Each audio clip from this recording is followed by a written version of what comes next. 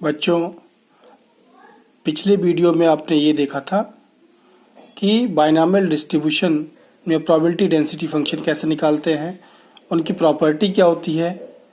इस कंटेंट में हम ये बताने जा रहे हैं आपको कि moment generating function binomial distribution चूंकि डिस्क्रीट टाइप का होता है, इसलिए इसका मोमेंट जनरेटिंग फंक्शन कैसे फाइंड आउट करें। मोमेंट MGF, प्रीवियस क्लास में आपको मोमेंट जनरेटिंग फंक्शन डिस्क्रीट और कॉन्टिन्यूअस दोनों के पढ़ाए जा चुके हैं। तो moment generating function binomial distribution का कैसे निकालें। हम सभी जानते हैं कि bye probability density function binomial distribution के लिए ये होता है where R vary from 0, 1, 2, 3 up to n, and P plus Q means probability of occurrence of an event and probability of non-occurrence of event. The sum of these two is always 1. Probability कभी भी एक से ज्यादा नहीं हो सकती है। होने और ना होने की प्रोबेबिलिटी का जो सम होगा वो ऑलवेज 1 होगा, ऐसा आपने पढ़ा होगा। Now the moment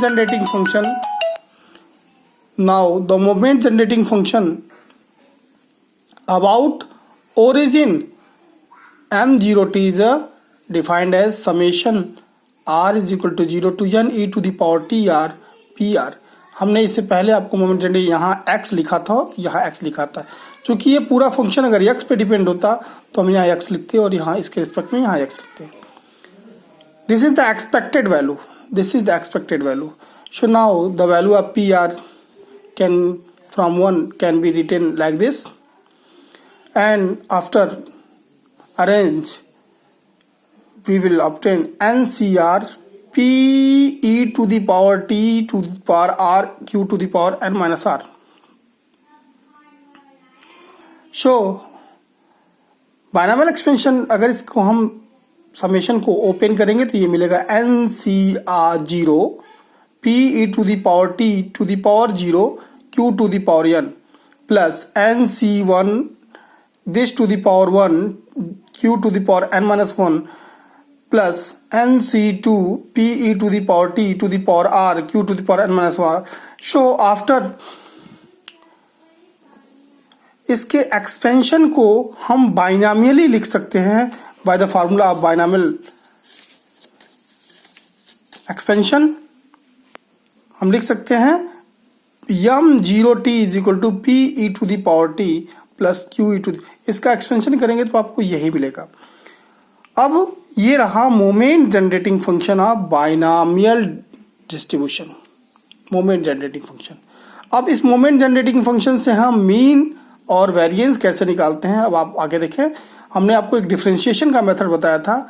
bye differentiation moment about origin can be mu one, ये न्यू आर के फॉर्म में हमने बताया था आपको कि mu r is equal to होता है, यहां हम साइड में लिख देते हैं, यहां लिखते हैं mu r is equal to होता है d r d to the power r M0t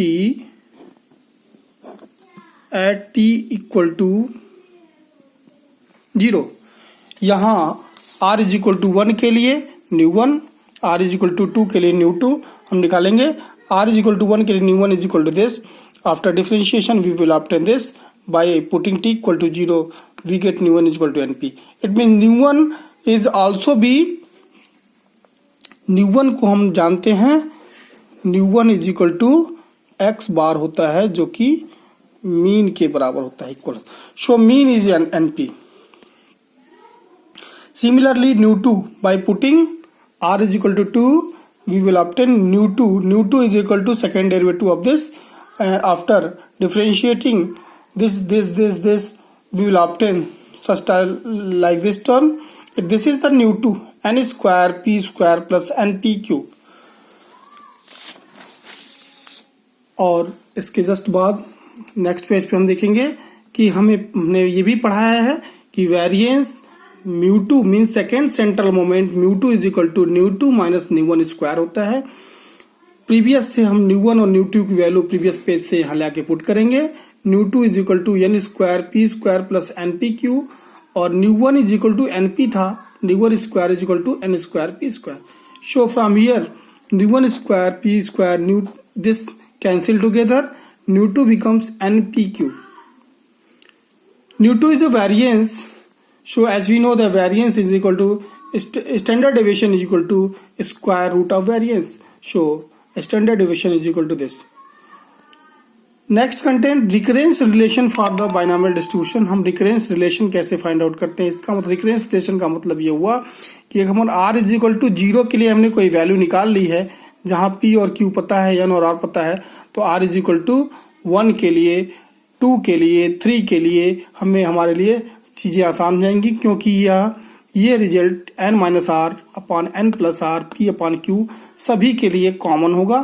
तो ये वैल्यू हमने r इक्वल टू 0 के लिए वैल्यू निकाल लिया, p0 हमने यहाँ p1 निकाल लिया, p1 निकल जाने के बाद यहाँ p1 रखेंगे तो ये p2 हो जाएगा, p2 रखेंगे तो p3 हो जाएगा एंड सो ऑन.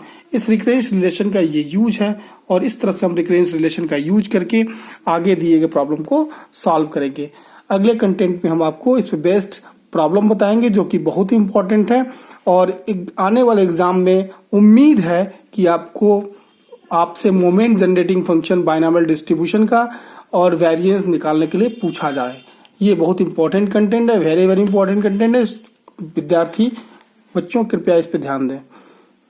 अगले कंटेंट में हम इस बेस्ड क्वेश्चन देखेंगे, प्रॉब्लम देखेंगे. ओके.